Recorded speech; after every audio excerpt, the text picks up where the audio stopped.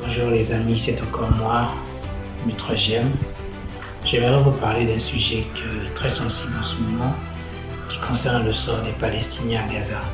Je sais que le monde entier est aujourd'hui tourné vers ce qui se passe en Ukraine et en Occident.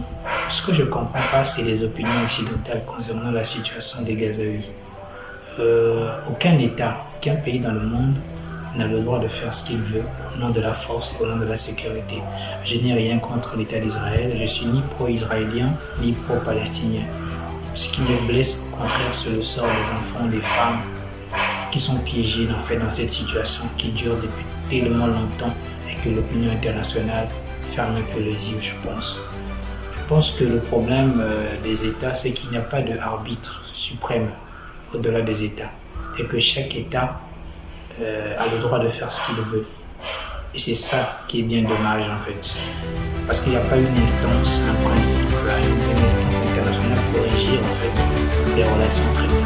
Oui, vous allez nous parler de l'ONU, mais l'ONU, la constitution même de l'ONU rend même son efficacité possible. Tout simplement parce qu'elle est tenue entre les mains de 5 personnes qui ont des intérêts communs. Aujourd'hui, au nom des intérêts des États, on laisse faire la situation en Palestine. Je pense que les Juifs ou les Israéliens, une personne qui a connu la douleur, qui a connu la souffrance, est mieux placée pour comprendre la souffrance de notre peuple. Oui, la sécurité d'Israël est importante, d'accord. Mais au-delà de la sécurité, il y a l'aspect de la situation qui malheureusement n'est pas bonne. Est-ce qu'au nom de la sécurité, où est-ce que nous pouvons aller? Jusqu'où nous sommes capables d'aller au nom de la sécurité d'un pays, pour préserver la sécurité des citoyens du pays? Sommes-nous prêts à assimiler à notre religion aussi?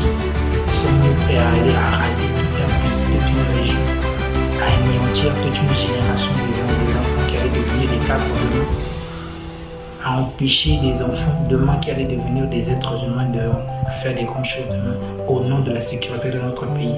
Je pense que nous sommes tous des parents. Nous sommes tous des grands-pères, nous avons tous des familles, que nous ne voulons pas voir nos familles être assassinées ou être tuées partout que ce soit. Oui, à cause du terrorisme. Le terrorisme est né comme c'est un mal-être.